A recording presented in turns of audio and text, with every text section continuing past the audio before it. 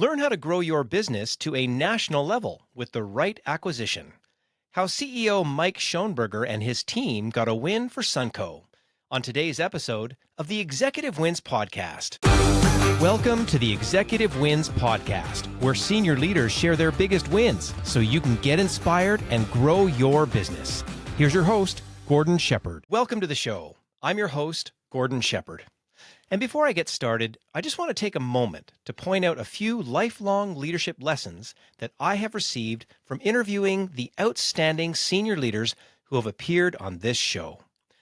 Like on episode 3, when Jody Brown, the Chief Administrative Officer for the town of Bonaccord, talked about not giving up easily when you are faced with challenges. Like when you receive an infrastructure project quote that your town cannot afford, and that makes you work harder to find a solution that fits within your municipal budget. Or on episode 7, when Trevor Click taught us how to unapologetically build an effective team to commercialize a new technology. And you have to listen to the moment when he says the word unapologetically, because the tone in his voice, well, it shows that he knows how to help build a technology team culture that will be successful. For these lessons and more, I am really grateful to everyone who has appeared on this show. And I hope that you take the time to go back and listen to them so that you can get inspired and grow your leadership skills.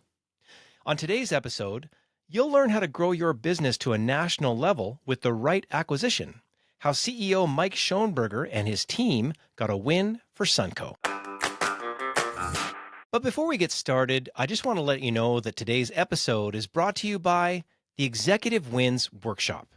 In this high-impact workshop, executive teams learn how to reverse engineer past wins in a structured way so they can get more wins in the future. This highly interactive session is for senior leadership teams who want to improve profitability, processes, communication, and a whole lot more. I'll be your facilitator, bringing 25 plus years of experience and a proven system that you can learn to grow the overall results in your business. It's available in half-day, full-day, and customizable formats, and it's really good for team building and corporate retreats. There's also an in-depth version called a Wins Audit, and this is when I interview people from all levels of a company to find out how they get their wins. And then I deliver a summary to the executive team. And because I'm not in the family, the results are real. So if you're an executive who wants to find out how the people in your company get their wins, and then also get analysis about whether or not those wins are aligned with your strategy, then visit executivewins.com/workshops to learn more. And now on to today's show. We are lucky to be joined by Mike Schoenberger, the CEO of Sunco, a systems integration company that helps clients save money and fully manage their security, networking, cloud solutions, and more. They serve a wide variety of clients across Canada, and you can learn more about them at sunco.ca. Now, here's why I am so glad that you're listening to this episode, especially if you are a leader who is about to make a major acquisition. Mike and his team did so many things well leading up to the purchase, including defining their company culture, living their values, and learning from their mistakes, so that when it was time to move forward, they had the humility to hire the right outside help and move quickly and efficiently to close the deal. And like Ted Lasso, Mike will make you believe that anything's possible as long as you never assume anything and you trust the process. And before we get into it, I want to remind you that this interview follows a specific format that I created called The Anatomy of a Win to help you learn the strategy, work plan, people, operations, and results behind every business win you hear on this show. I hope that you can use this approach to reach your next business milestone. And now here's Mike Schoenberger with his executive win. Mike, welcome to the show. Thank you. Happy to be here. Well, it's really good to have you here because we've got, CEO I think I saw since 2020 with the pedigree and behind your family business. And so many people are going to be able to learn from you here today, not only with your leadership experience, but you'll be talking, I know, about sort of one of the biggest wins you've got in the work that you do. And but before we get to it, a lot of people here don't know you. So if you had to describe yourself at a party, what would you say? Depends on the type of party, but if we're talking about a business party, then Mike Schoenberger, I'm the CEO and founder of Sunco Communications. We've been in business 25 years. I'm a lover of nature, love to go outside, curious human. I love learning, whether it be through podcasts, books, and entrepreneurship is a huge passion of mine. So anything to do with systems, processes, learning, coaching, mentoring, that's who I am. I know in our pre-interview, I don't know how many book titles flew out and possible education opportunities. Where does this passion for, I'm going to say, leadership or entrepreneurial learning come from? Yeah, that's a really good question. I would say, I've always been curious ever since I remember my dad telling me as a kid growing up, but I would always ask why, and he would always answer my questions and the patience. So I've always had that curiosity. And then I think when we started at EOS, probably in 2017, a book called Traction and the Entrepreneurial Operating System, it really started to see the quest of learning and what it could do and the power, and then started reading, from the fiction, the fun books to more the business books, self-help books, and then you learn by growing, and the more you grow, the more you want to learn because what else don't I know? And so that's kind of where it came to. Well, and I have to say it's infectious. I remember getting off our call and just sort of getting a chance to know you for just a few minutes there and then learning about this passion that simply I can see for you. And again, this is so great for the people that are listening to the show, is that it's just never going to stop. It sounds like an ongoing process for you. And again, whether it's in your business setting, it sounds like we could go talk all day long about some of the things that are happening in your life as well. But the reason that we're here is the first question that we always ask here. If you had to describe one of your biggest wins in business in the last couple of years, what would it be and how would you describe it? Yeah, I love this question. And in order to give you the appropriate answer, I need to take you on a bit of a time machine back a little bit.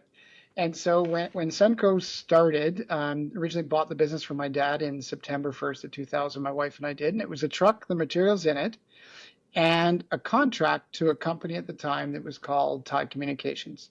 And they were a national telecommunications company, right, that existed right across Canada, had offices in every major center. And we were Edmonton's primary contractor. We did cabling, we did installations, and it was, my cousin Sean, myself, and my wife did all the books and marketing and all that kind of stuff. And we had that contract for a long, long time. And fast forward to September of 2025, so it'd be 2023. And we got a request from one of the leaders from that same organization that was now Zayo. So they got bought out a bunch of times. That company that we started in business contracting to approached us to buy their on-premise PBX business and about 650 active contracts. And this was really serendipitous because that's how we got started in the industry, becoming a contractor to actually selling equipment and doing all the things that we've done through our exponential growth over these last 25 years. And so it's a really cool process to actually buy the remnants of the business that we started with. And, it enabled us at the same time. We had another huge win around the same time where we won the largest contract we'd ever won with, 10,000 phones in Ontario for a government organization. So there's two really big wins that help support each other at the same time. But I think really the significance of the story is that beginning of where it came from and how things came full circle. And we got 16 amazing employees with long tenure that are now part of our Sunco family. Isn't that remarkable? So you know what the origin story is. There's your dad and there's sort of a few people and you're sort of doing your thing 25 years ago-ish. And then, you have this long-term contract, but that contract, the company that owned it bought out, grew. And then whatever that entity was came back to you in 2023 and asked you to buy out this bigger part. And that was sort of a really sort of coming full circle in a sense for the expertise that you had obviously demonstrated over that long period of time, which is obviously would be a great business case in and of itself, because that's a pretty big confidence, to build up with these people to be the ones that get asked to do that very thing. Is that fair? Yeah, and it was a bit of a bidding process, and then we got shortlisted, and yeah, to have that whole process and go through that was exceptional. And you know, the thing about timing is really cool, is we closed the deal on March 31st, 2024. So literally a week from now.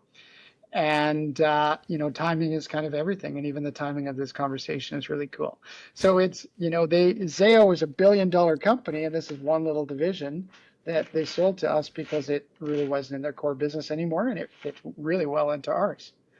And Fantastic. And so if you had to describe your win kind of, with that setup now, if you had to describe your win in one sentence or a couple sentences, what would the win be? How would you describe it? the win, purchasing of the Zayo's PBX division transformed Sunco into a national telecommunications company. So we're no longer an Alberta-based business. We're now a national-based business with exceptionally large customers right across Canada. That's a very different type of organization to lead, to go from single sort of jurisdiction footprint to multi-jurisdiction. What was that transition like for you? Yeah, it was actually really easy because we'd been doing little pockets. We service customers, you know, right across Canada for many years, primarily in the hospitality industry. But this is now having bodies and having people and staff and knowledgeable and experienced staff right across the country, was transformational. We've got the largest expertise in MyTel in Canada, and it's opened up some doors to really continue our growth. You know, we've been 20 to 30% growth year over year for last 10 years. That is a rocket ship, and no wonder you're reading as many books as you have, because scaling, obviously, as a leader, takes a lot of inputs from so many different places, and you're obviously putting those things in place. We know what the win is, and what I love to do now is bring in what I call the anatomy of a win, which is to examine the strategy, the work plan, the people, the operations, and the results behind that win. So it's an acquisition, and you're in the bidding process. What was the strategy? When we look at your your leadership team's vision, values, mission, in a sense, goals, strategy in a sense. I mean, you didn't, I'm going to guess maybe you didn't have to do this. Maybe you did or you didn't. What was the strategy, though, to pull the trigger and get this done? Yeah, that's a really complicated question, and there's lots of different pieces to that. So happy to dig into it. So I heard you mention vision, values. We're all about that in our business. It's all about, you know, our vision is to make business communications easier for our clients by either being their trusted systems integrator. So it had to align with that. Our values are we bring out the best in each other, we embrace change, we do what it takes, we do the right thing, and we're accountable to the outcome. So all of their people had to align with that, right? And we have three uniques that make us unique in this industry: our commitment to personal touch, commitment to delivering quality, and using our knowledge and experience, really to do the above, which is make business communications easier for our clients. So that this acquisition had to align with that. And the most complex part of this, if we wouldn't have had that history that I explained from, you know, buying the business from my dad and knowing the type of business and the people that were in it, this would have been a very difficult acquisition because we didn't know the names of the 25-year plus employees we were getting until the week of the acquisition was done, the pricing negotiated. We didn't know the names of the customers that were going to become our customers until the week of closing. We knew how much revenue, we knew approximate, you know, tenure, skill set, training, but we did not know the actual individuals. So it was a pretty big leap of faith that we had to take based on our trust in our culture and our values and our vision, knowing what we knew from working with the companies for so long that it was going to be a values alignment. Thank you for the masterclass in having your values and your three takeaways roll off so easily. You said it so effortlessly. I can tell you 90% of leaders do not have a handle on, the discipline that it takes. You mentioned you got into the traction zone and, the discipline that it takes to get it to be that clear. And my guess is if it's that clear, it was resonating, that those values resonate for your entire staff. And then maybe just a question in there, because you said these other people had to align. How long did it take, sort of the culture shift or the culture absorption, in a sense, for them to come into alignment with you knew your must-haves? Yeah, I'm super proud of our company and who we are and our culture because it didn't take very long. Um, the and there's a couple of reasons why. One, a lot of them were familiar with us once they found out who we were, so they'd been familiar with us because of that long-term relationship, so they were excited. And they were in a division in their previous business that really was a second thought, and they didn't get a lot of attention. And their thought was the division was going to be wound down, and they were going to get packages and be done. And a lot of them have gone, their life has been revitalized. They're having fun at work again, and they're feeling important and needed and recognized. And how we did that is one, we have really clear systems and processes on our onboarding where they meet every leader, all the different leaders in business. Um, we talk about our values. We talk about what all the different business units do. And then the second and the most important and crucial piece is I hold a weekly call with all staff. It's a video call over Teams like this for 30 minutes. And it's our own internal podcast. We call it 30 Minutes with Mike. And the intent is we do an interview, like 15 fun facts, where we kind of get to know one-on-one interview side by side of each employee. So they all have an opportunity to learn about Sunco staff, and then even some of the people that they'd worked side by side with for 20 years learn some things that they didn't do. And then every other week, I bring in guest speakers for an informative on, how to get 1% improvement. So we have a really strong focus on culture and connection here. My whole thing is real human connection can change your life. And that's why I believe in personal development and business development. So I think that comes through in this transition, and that's helped with the adoption of our culture. Isn't that remarkable? How lucky that we have in you a leader that is sort of walking the talk. That investment in communication, you know the value of it because you're doing it. But that takes time, right? That's not something that you sort of show up with in 1 week and kind of get that to occur. That is a multi-year process. You can hear that you're layering things on.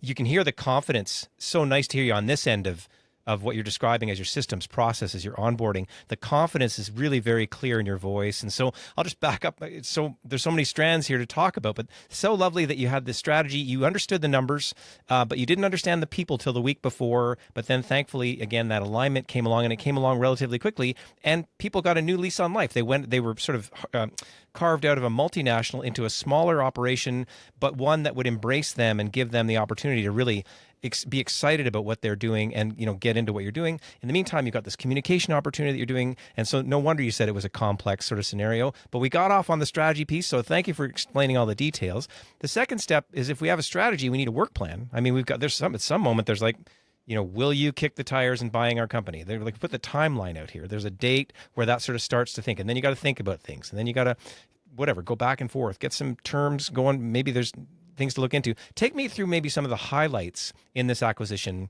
that would help us kind of understand the big moments. Yeah, so we hired, this is our second acquisition. The first time we didn't hire an M&A company. And we had some challenges with it. And let's just say that we got some amazing people from it. And we got a whole bunch of opportunities for learning through pain. But sometimes those are the best opportunities for learning. And that's a conversation for another time. So we learned from that, and we hired M&A right from the beginning. So we hired a third-party independent consultant that helped us from even the letter of intent. So when we got a pitch deck that gave us a small amount of information, but we filled it in with the gaps that we knew. So we created a letter of intent with an offer. And then we were chosen for exclusive negotiations based on our letter of intent and our offer. And they helped us negotiate. They created the numbers, they created forecasting. We had our CFO involved. We had our director of sales involved. How are we going to attack? We had our marketing person involved. So really, it's a multifaceted with all of our key leaders involved in the process. Weekly meetings, team meetings to make sure that we're all on the same page. And then it's a matter, there's a leading up to say, okay, this deal is going to happen. Then you have to negotiate with the bank, and there's all the fun stuff to do when you're dealing with this. And should we do earnouts, or what does the deal structure look like? But then you move into the next stage, which is, holy crap, the deal's done. Now what do we do? So I'll pause there and let you pull on any strings that you choose to pull on. That's fantastic. So you thankfully had a warm up sort of acquisition in a sense to get to this one and get it right. And isn't that really an entrepreneurial thing to go through those different peaks and valleys as we sort of get to what we kind of need to do? There's this thing of you've got this good sort of outside guidance in a sense with your M&A hire that you did to bring you along the way. Plus, really enjoyed. It wasn't just you sort of ego driven. You really involved your leadership team. I was fascinated with that. I remember in our pre-interview, you're like, why was that so important to get your key leaders involved at every step of the way? Yeah, it's essential in any business. As an entrepreneur, my cousin Sean that I said started when he was 14 when he started. He's our president today. I'm the CEO and visionary, and we work side by side. And we've worked side by side for 25 years. So one, it's important that we're on the same page and we're aligned. And he's kind of in charge with operations and the running of the business. But we only know what we know. And so when we got to, a $1 million company, 3 million, 5 million, 8 million, 12 million, 15, and now we're over 20, our knowledge and expertise is different. So you need to bring in experts and you need to bring in people that have different perspectives. And, sometimes our leadership team has changed over the years because as you grow, it changes. But knowing when that time is, and it's always worked very well. But it's the number one thing we've done through this whole journey is involve other people because what do you see that I'm missing, right? And so you help fill in the gaps for each other so you get a much clearer picture of what the net or end result could be. That sounds like profitable humility to me in terms of bringing in those right people at the right moment. I love it. I hope that people take that one nugget away just to make sure they get those right people involved no matter what stage they're at and avoid maybe some of your earlier pain that is for another podcast. So we've got a strategy, we've got a work plan, we've seen some highlights along the way. We sort of got to that acquisition point, and then there's the post-acquisition, obviously. The third step I like to talk about in the anatomy of win is the people. And you've already shed so much light on the people. If we had to talk about, again, the key people, their roles, but not maybe we don't need to dwell on that too much because we've heard quite a bit about it. But how would you say everybody's attitude was? Like, was it sunshine and roses from the beginning? Was there ups and downs, or was there a cheerleader in there? Who were sort of the key people, and what were their attitudes? How would you describe them? Yeah. So key people and attitudes. So first of all, the attitudes was pretty positive but apprehensive because they had come from, winding down, maybe I'm going to get a package and retire, to now I'm expected full steam ahead and I'm a lot busier than I used to be. And, so we had brand new laptops that had to ship up. So it was a bit of a coordinating nightmare, the transition day. It was like March 31st was their last day with their old company. April 1st, funny enough, was their first day with Sunco. And so I had to ship them new laptops with new logins to be able to configure. So that's, our operations, Jeff Wilson, our director of operations for Canada, he was really good. And our IT manager was there making sure the technology was set up, the laptops were all working. So they just had to pop them open, log in, and all their tools they needed to do their job were there. We had a completely different ticketing system than they were used to. Right. So now you not only have to solve customer problems, but you have to learn new systems. So onboarding was crucial. So our HR department was key, really. And, every single department had a part to play in it. Marketing communications was super important. That very first week, we had marketing communication that went out to all 650 customers, letting them know of the transaction. And this is what you can expect. This is how to contact us, setting up the emails and phone numbers. There was lots of moving pieces because this was a big acquisition. But I know we nailed it, and it just wasn't one person. It was everybody working together as a team. Well, and again, it's from start to finish. How many months was the total process? 12 months, 24 months? No, it was, we started in September of 2023, and the deal closed in end of March, April 1st, right? March 31st was a close in Pretty quick 2020. turnaround for that type of thing. I mean, you had to put your head to the pillow somewhere over Christmas time and getting into the new year and whatever. What was it like for you personally during those months? Yeah, luckily, it was a little bit stressful, but surprisingly not, because, we had just a belief in what we were doing. And even though there was lots of unknowns, we were just following the process and trusting the numbers and trusting like the M&A guys and trusting our CFO and trusting our ability to be able to deliver. and knowing that we would be able to make it through the other side. I don't know, a belief, from Ted Lasso, that belief sign there. I don't know if I think it's innate in our culture to believe. So, even though there was, last minute calls at Christmas week and changing the structure and a couple of conference calls, because the deal, they originally wanted it done by the end of December. So, it stretched on a little bit longer, but, you just kind of go with the process. And if you put the thing I've learned through business in all these years, if you put definitive boxes around things, you can set yourself up to fail. So you got to be able to flex and move depending on the situation and adapt, right? That's how you can really succeed and win. And that's one of the things we learned from the first time around. Must be nice for the folks around you. You're bringing a calm, certainly, to the description of the process. And I know when you're in it, it wouldn't be as easy to have this kind of ease. I know you've got retrospection in your, lucky to be able to look back right now. But that belief. So, are you the Ted Lasso of your gang? Is that what it is? Yeah, probably I'm a bit of the culture person. I don't get too fussed. You don't see me get angry very often. It's kind of what I do. The more that you can trust and believe in yourself and be happy and, kind of, I like to say you have to love yourself. And if you do that, then everything else comes along for the ride. So much time you have negative self-talk and I should have done this, I should have done that. And knowing that, trusting yourself to always know you make the best decision you can in the moment with the information you have. And so that goes surrounding yourself with really strong people to help you make sure that you're making the best decision with all the information you have on hand. Boy, you can hear that resonating all the way through and earned all the way through all the people, along with your communication that you're doing on a weekly basis. What a great investment. Again, another best practice that people listening can take away from your great story. We talked about the strategy. We talked about the work plan, got into the people. We heard operationally, there's things in place here. You said it. We had to set up the deal. We had to do our due diligence. We had to get laptops moving at the breakneck speed to turn the lights on like in a short period of time. Are those some of the major operational highlights, any that we've missed? Yeah, those are all the biggest ones because we didn't know the names of the people or the address of where they lived. So you have to coordinate purchasing the laptops before the deal's finalized and then get them to release the names and the addresses a week early, but make sure they don't ship and arrive too early because anyway, it was a bit interesting, but we managed to pull it all off. And then, the communication of the customers. And because some of the customers were large government entities, going through you don't realize the sign off it takes. They have to approve the transition.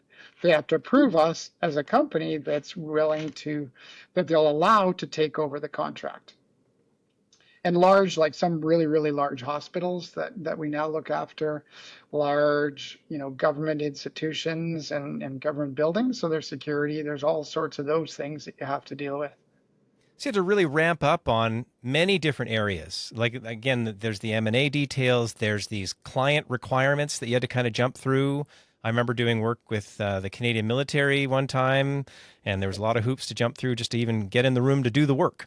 And it wasn't certainly the most complicated part of what they were doing, but I had to go through all those things too, not at the scale that you're talking about. But I love so operationally you got through it, and again, that laptop one alone is like its own sort of whatever Walmart distribution miracle or whatever it is that you've got kind of going in the background, along with that person that you mentioned on your team who was able, it sounds like, to handle it quite well. So we got through the strategy, the work plan, the people, the operations. Finally, there's the results. So if you had to measure, I'm going to say the qualitative and the quantitative results, what are the results that you like to talk about from having pulled off this acquisition?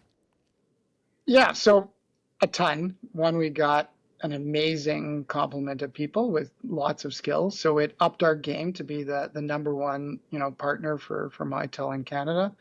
It gave us access and credibility, really. So when you look at Sunco's been a small Alberta-based company that when we started, Sean and I and my wife and a truck and a material and a contract, right?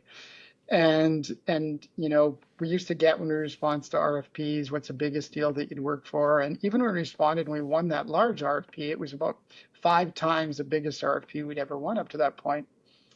But the credibility that it now gives us that we're a national company, we're getting more national contracts, we're getting more visibility to say, oh yeah, they can do that.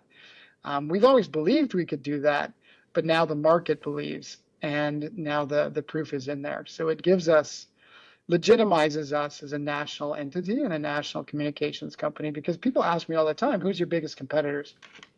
And our biggest competitors is TELUS, Bell, Rogers, Ring Central, all the big telcos, right? And we're this little $20 million company that has like 63, 65 employees, and, the billion-dollar organizations, right? How do you possibly compete with that?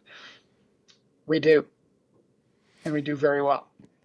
There's something secret sauce in there, right? You just said you just said we swim with the whales, or whatever it is, if you want to call it that way. And there's something that you're doing unique, but you can hear the uniqueness all the way through our conversation. If you don't mind, can you humor me, and just because your values roll off your tongue, can you just say your values again, if you can just recall them so that I know what they are? The We company bring values, each the other. company values. Yeah, yeah. So we bring out the best in each other. Yeah. We embrace change. We do what it takes. We do the right thing. And lastly, we're accountable to the outcome. I think it's there, the foundational work that you've done. You can hear that you as a leader have done your own foundational work, which then emanates out to the people that you work with. You've got those long internal leadership partnerships where you would know each other well and obviously complement each other well for having built out that leadership team. You've taken on the systems and the processes. You now are able to onboard. I'm guessing this may not be your last acquisition somehow, or whatever, in terms of how things are going for the Not future. If you had to sort of put a bow on this win and sort of give a summary of how you would want to convey it to somebody, what's the sort of the last sort of comment that you'd like to make about it before we get out of here? Never assume anything about what's put in front of you. Because if you were to look at this deal just by what was given in the SIM, right, the deal structure, most businesses would have said no. So it's asking questions, being curious, and digging into things. And sometimes we had the ability of having that experience and the knowledge and the road that we got up until the acquisition. So we knew a bunch of things about the company we were buying that weren't in the information package that was given to us. And so there was lots of good out of it. There was a little bit of bad. We lost a couple of the really big contracts, and there was a few things that didn't quite work out. But being curious and not assuming that you know everything is the best way to go into any situation or wins. And then really ultimately really dig into and learn from your failures and what didn't work. And then also celebrate the wins and look back and see how far, we're just about a year into the transaction, and we've actually hired 3 people that they had laid off prior. So 3 other of their employees on top of the 16 that are incredibly great employees that have come to us and approached us because they heard how great we were to work for, and we've hired them. So, if you're a great company and you care about your people and you invest in your people and you invest in, your customers to deliver quality and value, it will always work. Couldn't say it any better. Thank you so much for being on the show. We really appreciate it. Yeah, my pleasure, and I'm really grateful for the opportunity. It was an awesome conversation. I truly enjoyed it. Learn from your failures, never assume anything about what's in front of you, and trust in the culture that you have built. That's how Mike Schoenberger got a win for Sunco, and that is how he will continue to lead his team on their exponential growth curve. Thank you, Mike, for sharing your inspiring win. And if you enjoyed listening to this episode, then make sure to check out our other episodes, which include how to have a transformational impact on healthcare by treating fundraising like a business, how CEO Jody Abbott is helping the University Hospital Foundation to win big.